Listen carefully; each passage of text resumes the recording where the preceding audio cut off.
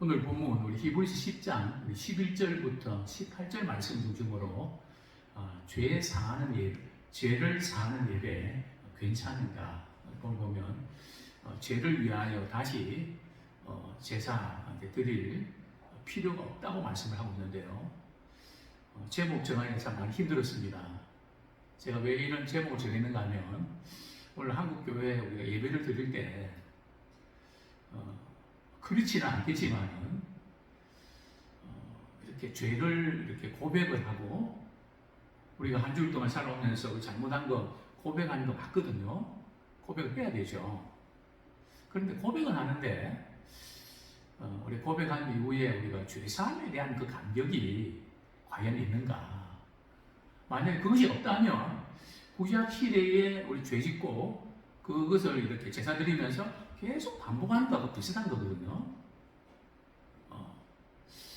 그래서 제가 이렇게 예배를 드리면서 느끼는 부분들은 그리고 또 그 다음 주 와서 또 그 똑같은 죄를 또 반복해서 얘기하고 저게 맞는 건가? 살짝 고민을 하게 됩니다. 근데 물론 우리가 그런 잘못한 것들을 우리가 죄를 고백하는 게 필요합니다. 그냥 고백으로 끝나지 사실은 우리가 주일날 교회 와서 예배드릴 때 이런 죄를 지었습니다 하는 고백과 더불어서 그 죄사함에 대한 감격이 있어야 되거든요. 그리고 그 감격으로 새로운 한 주를 힘있게 또 기쁘게 살아내야 되거든요. 그게 바로 복음입니다.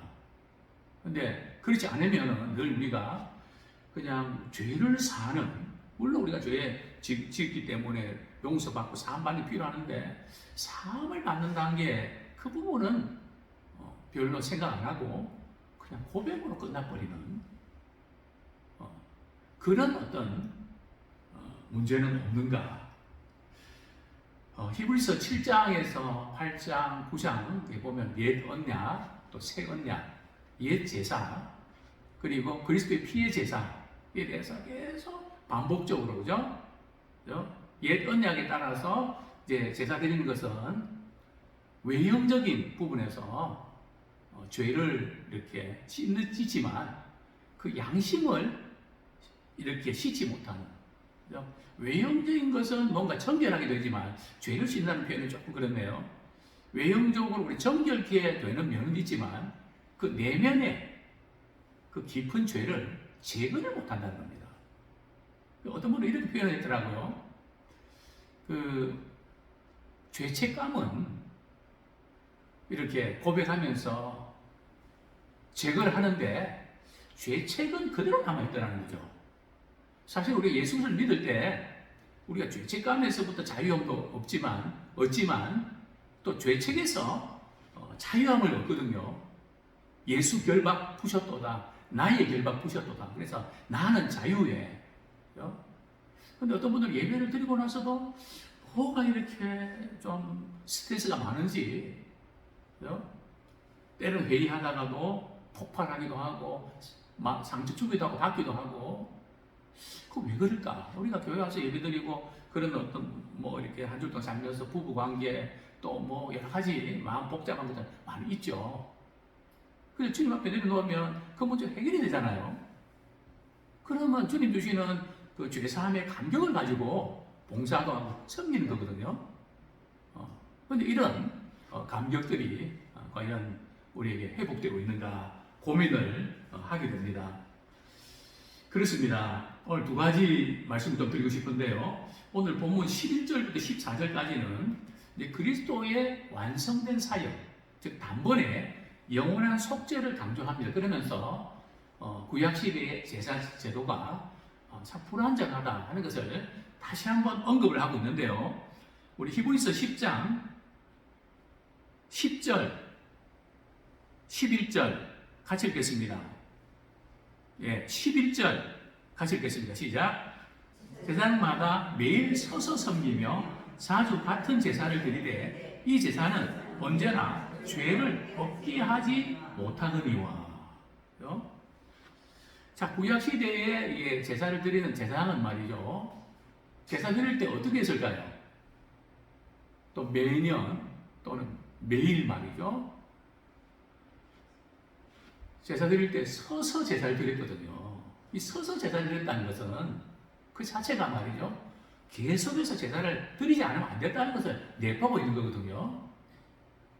그래서 이렇게 죄 문제를 해결하기 위해서 반복적으로 제사를 드릴 수밖에 없었다는 거죠. 그리고 그 제사가 어떤 제사라고요? 자주 같은 제사, 아주 패턴이 비슷한 그런 제사를 예를 들어서 반복적으로 드렸는데, 근데 그런 제사의 특징이 뭐라고요? 언제나 죄를 없게 하지는 못하거니와. 그러니까 예배는 드리는데 죄 없이 함을 받지 못한다는 거죠. 사실 우리가 예배를 드릴 때에 죄상을 받는 은혜와 감격이 있어야 되거든요. 말씀을 듣고 은혜 받았다는 것이 내 죄를 깨달았다는 것도 물론 맞습니다. 그 죄를 고백하고 또 주님의 보혈로 우리가 죄상 받는 거기까지 가야 되거든요. 근데 구약시대 그 제사로는 죄를 없이 함을 받지 못했다는 거죠. 오히려 말이죠. 구약시대 제사는 제사 제도 자체가 말이죠. 그 다음번에 잘못하면 제사를 드리기 때문에 죄를 기억나게 하는 그런 요소들이 다분히 있었습니다. 그래서 오히려 그냥 예배를 드리면서 그죠? 죄를 기억하는, 또 그것이 계속 반복되는, 어쩌면 오늘 우리가 좀 그런 비슷한 그런 면에 있지 않나. 말씀을 제가 묵상하고 설교 준비하면서 돌아보게 됩니다. 과연 한 줄 동안 이렇게 지내오면서 여러 가지 그 많이 매듭들, 불편한 부분들, 마음 상한 부분들, 그런 부분들이 참말로 깨끗하게 씻김 받는, 우리 주님의 속죄는 단번에 영원한 속죄거든요. 그럼 매 순간 매 순간 그런 놀라운 은혜를 우리가 체험을 해야 됩니다. 자, 그런데 우리 예수님의 피로 희생제사를 드렸던 그 제사의 효력은 어떨까요? 우리 12절 말씀 같이 읽겠습니다. 시작. 오직 그리스도는 죄를 위하여 한 영원한 제사를 드리시고 하나님 우편에 앉으사. 자, 예수님은 제사를 드렸는데요. 몇 번 드렸다고요? 한 제사를 드렸거든요. 한 번. 즉, 한 번으로 말이죠. 끝났다는 겁니다. 단번에 말이죠. 자신의 몸을 들이심으로 십자가에 못 박혀 죽으심으로 믿는 자에게 말이죠. 영원한 속죄를 이루셨다는 거죠. 앞으로 내가 잘하면 영원한 속죄가 이루어지는 게 아니고요. 믿는 순간에 이미 영원한 속죄는 이루어졌습니다. 이 부분이 대단히 중요합니다. 구약시대는 죄가 생각나지만은 신약시대 예수님을 믿는 분들은 죄가 없어지는,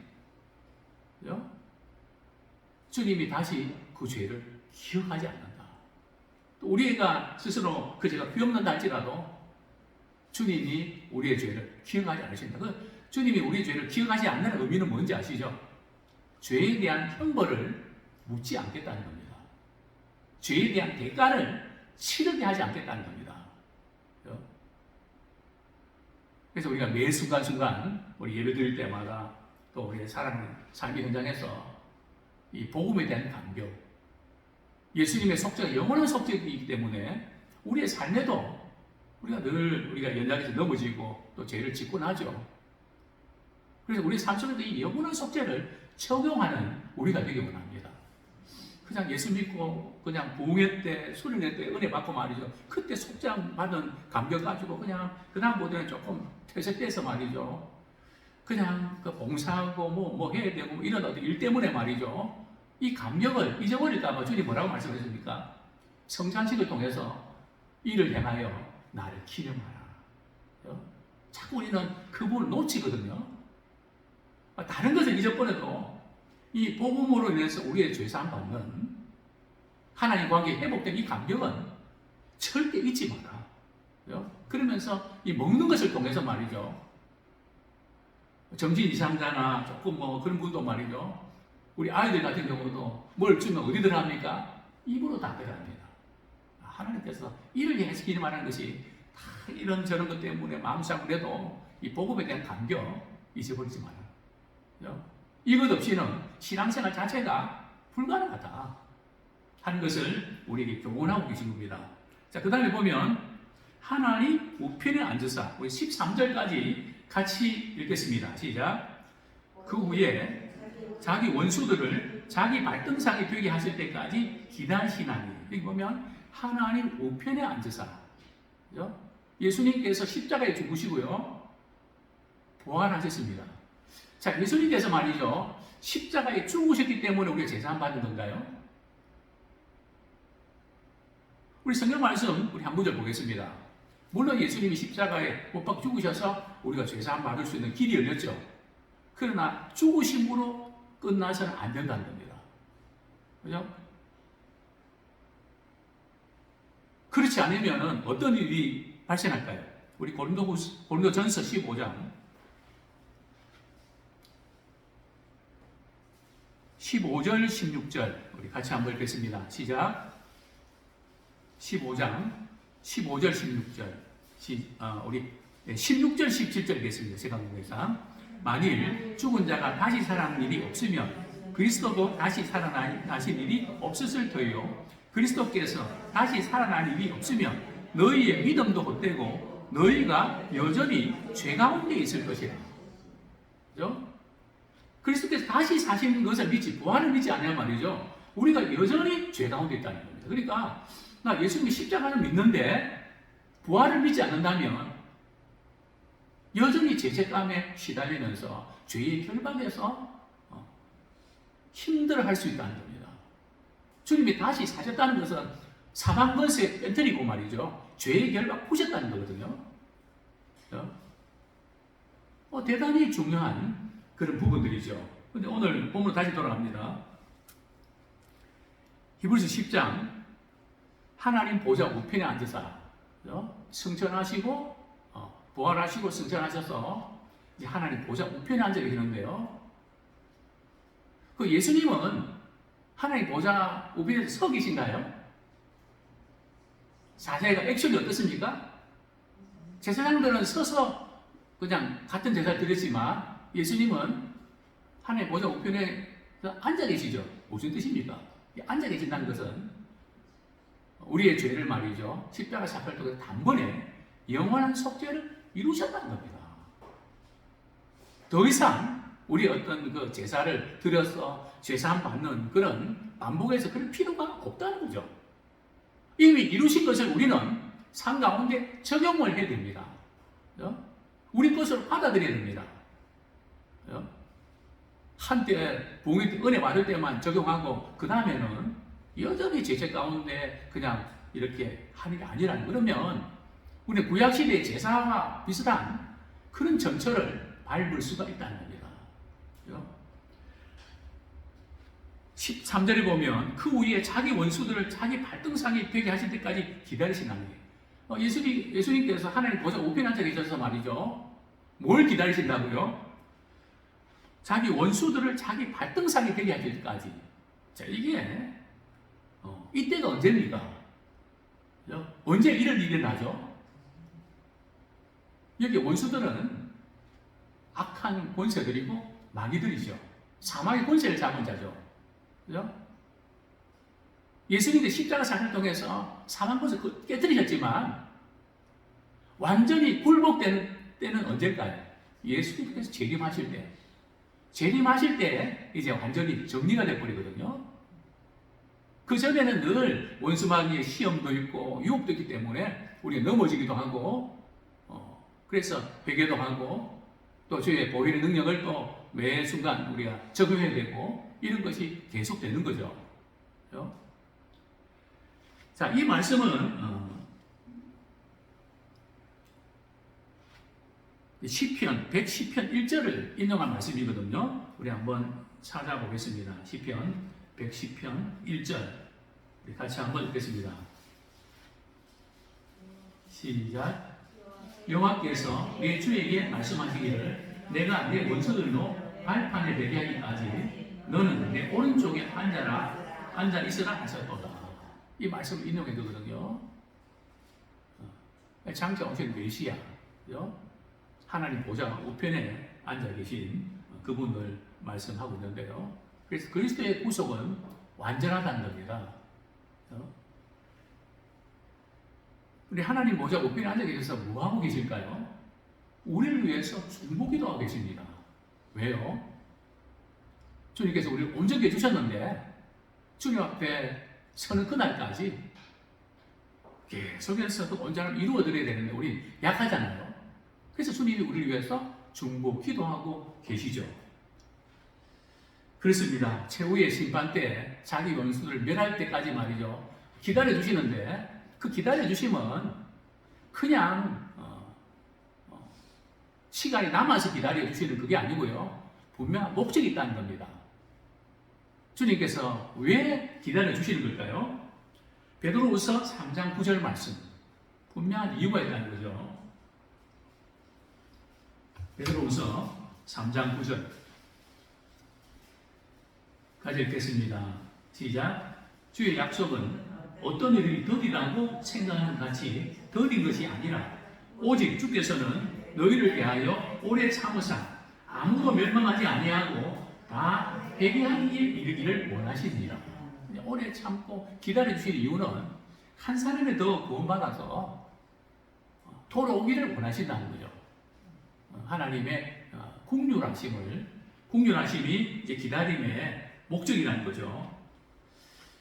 우리 14절 말씀 같이 읽겠습니다. 히브리서 10장 14절 시작. 그가 거룩하게 된 자들을 한 번의 제사로 영원히 온전하게 하셨느니라. 그렇습니다. 예수님의 피로 말이죠. 우리는 거룩함을 이미 얻었거든요. 물론 우리가 계속해서 거룩함을 이루어도 가야 되지만 이미 거룩함을 얻었습니다. 어떻게 알 수 있습니까? 히브리서 10장 10절. 히브리서 10장 10절. 시작. 이 뜻을 따라 예수 그리스도의 몸을 단번에 드리심으로 말미암아 우리가 거룩함을 얻었노라. 그 예수 그리스도의 피를 믿는 믿음의 사람들은 이미 깨끗함을 받았단 말이죠. 깨끗함만 받은 것이 아니라 주님이 오실 때는 온전하게 된 것입니다. 이걸 아셔야 돼요. 우리가 볼 때는 좀 별로고 참 약해서 넘어지고 그렇지만 주님은 우리가 뭐 이렇게 어떻게 하고 사실 그걸 보는 게 아니시거든요. 우리 일부러는 아무래도 안 된다는 걸 주님이 아십니다. 그래서 자신이 생명을 내주셨거든요. 그렇다고 해서 우리가 뭐 대충 살아라 그런 뜻은 아니고요. 주님 우리를 온전히 해주셨기 때문에 우리는 계속해서 주님 받는 삶을 살아야 된다는 거죠. 그래서 이런 말씀 드렸죠. 새 차를 뽑으면 어떻게 하십니까? 우리 주변도 이렇게 보면은 새 차 뽑으면 말이죠. 그냥 닦고 광내고 말이죠. 그러다가 이제 한 1년 지나고 2년 지나고 뭐 이렇게 하면 말이죠. 그렇게 하나요? 그게 우리 신앙생활의 모습 아닐까요? 우리 처음에는 그냥 예민하게 회개하고 그런데 시간 지나면 뭐 다 그렇지 뭐 그러면서 말이죠. 이런 표현은 조금 그렇지만 좀 뺀질해진 그죠? 그런 모습은 아닌가. 근데 우리는 그럼에도 불구하고 주님이 우리를 온전히 해주시기 때문에 말이죠. 오늘 이렇게 말씀합니다. 그가 거룩하게 된 자들 한 번의 제사로 영원히 온전하게 하셨다. 우리는 거룩하게 이미 된 자들이에요. 그리고 온전해지는 것은 우리 주님 다시 오실 때 물론 온전해지지만 성경이 이렇게 말씀합니다. 영원히 온전하게 된단 말이죠. 이게 무슨 뜻입니까? 예수 믿고 우리가 구원받은 정도로서 우리가 깨끗함을 유지할 때도 있지만 더럽혀질 때도 있거든요. 그런데 우리가 볼 때는 온전하지 않는데 주님이 보실 때는 온전하다는 겁니다. 이거를 잊어버리시면 안 돼요. 저는 이것을 이렇게 비유를 드리고 싶은데요. 사람이 뭔가 준비되어서 이렇게 어떤 인격이 완성되기도 하지만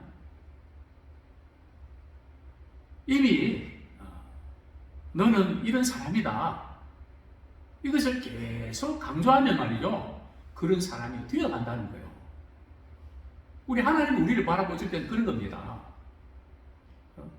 다른 죄인이 용서받아서 주님 앞에 옳다 못하단 말이죠. 참 문제가 많은데 주님은 옳게 여겨주신단 말이죠. 그래서 더 잘하게 되는 그 신앙생활이거든요.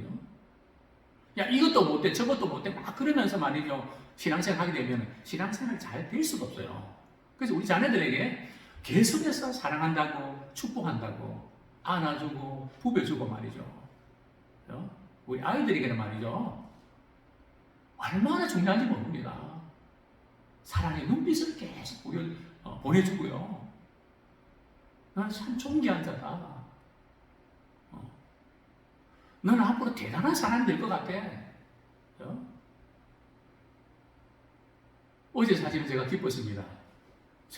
우리 세빗이 다윗이 금메달 따갖고 말이죠. 왜 기쁜가 하면 제가 그런 기도 드린 적이 하나님 우리 예람의 우리 자녀들이 상은 다 쓸게 해주십시오. 기도 응답 받은 것 같아서. 그죠? 말씀 안에서 저희들이 주님 사랑하면서 살짝 하면 우리 하나님이 그들 놀랍게 쓰실 겁니다. 그죠? 어떤 아이들은 말이죠. 그 아이들을 우리 주일학교 아이들 바라보면서 우리 아이들도 교회 보내야 되겠다고 어떻게 저럴 수가 있냐고. 그죠? 그런 이야기 들을 때 얼마나 행복한지 모릅니다. 참 우리 아이들이 믿음을 잘 자라고 있구나. 그죠? 정말 그렇습니다. 우리가 볼 때 명랑하지만은 예수님 말씀하셨죠. 베드로하고 제자들에게 말이죠. 최후의 만찬 하실 때 발을 씻으려고 하니까 베드로가 뭐라 그럽니까? 제 발은 못 씻어요. 그럼 지가 씻든지. 자기는 가만히 있고. 베드로 같으면 예수님 제가 씻어야죠. 예수님 씻으니 그럴 뻔한데 가만히 있거든요. 그러니까 안 씻는다 그러니까 뭐라 그러십니까? 너 그럼 나 상관이 없어. 베드로가 뭐라 그러죠? 그 이전에 내 몸까지 다 씻어 주십시오. 예수님 무슨 마사지 출신인가? 자기 몸까지 다 씻어 달라고. 그러니까 베드로가 이해를 못하니까 예수님을, 그죠? 예수님 뭐라고 말씀하십니까? 몸을 다 깨끗하게 씻은 사람은 발만 씻으면 돼. 무슨 뜻입니까?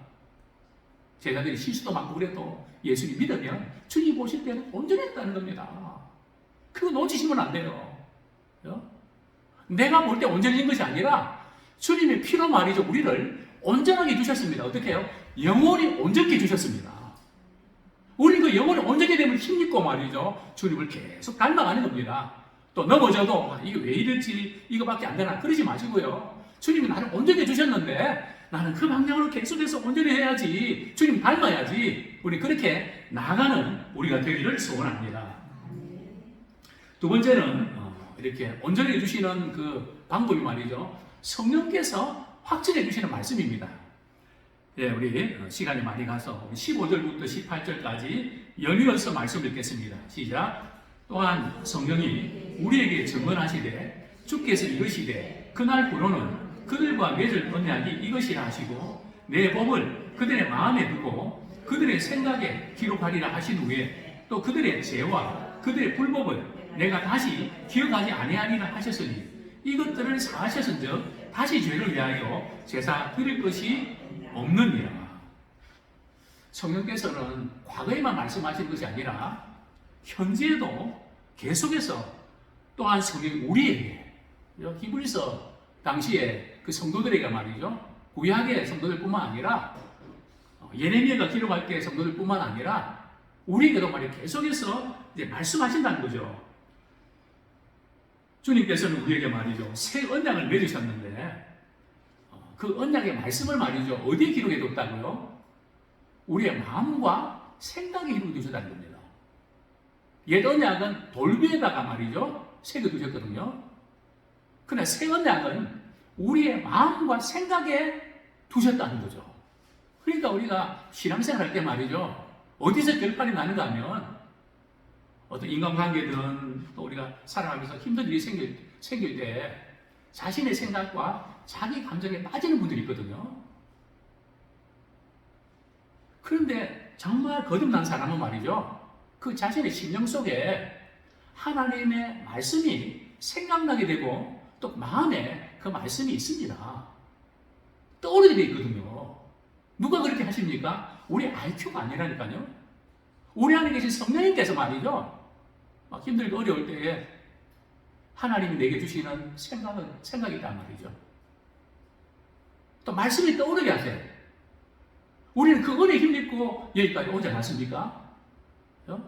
이것이 신앙의 성숙대의 차이입니다.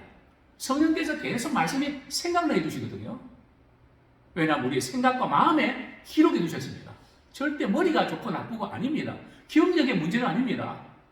성령이 우리 가운데 충만할 때 그 말씀이 생각납니다. 그래서 우리가 교정이 되죠. 그래서 우리 마음을 추스리게 되는 겁니다. 그 힘으로 우리가 여기까지 올 수 있었습니다. 그렇습니다. 옛 언약에는 말이죠. 율법을 이마나 팔에 기록해서 말이죠. 그것을 새겼지만 새 언약은 하나님께서 우리의 마음과 생각에 이렇게 심어두셨거든요. 그래서 제일 중요한 것은 예배 시간에 말씀이 이렇게 들어올 때 그것을 우리의 마음에 말이죠. 새겨야 되거든요. 근데 새기지 못하고 이게 붕 떠서 말이죠. 맴도는. 그래서 저는 우리 신앙생활은 힘들고 어려울 때 말씀이 떠오르는 시간, 그 말씀의 통치를 받아서 내 감정과 내 생각을 추스릴 수 있다면 그분은 어디 가도 주님이 함께 해주십니다. 그리고 위기를 잘 극복할 수 있는 힘을 얻게 되는 줄로 믿습니다. 이제 말씀을 맺겠습니다. 18절 보면 이것들을 사하셨은즉 다시 죄를 위하여 제사 드릴 것이 없다. 17절에 보면 죄와 그들의 불법을 내가 다시 기억하지 아니하리라. 우리 하나님이 기억하지 않으신데 사단은 우리가 잘 기억나게 하거든요. 누구의 말을 믿으실랍니까? 우리 하나님은 다시 기억하지 않겠다. 이 약속의 말씀을 믿으십시오. 그리고 용기를 내고 우리 새 출발하는 우리 모두가 되기를 축원합니다.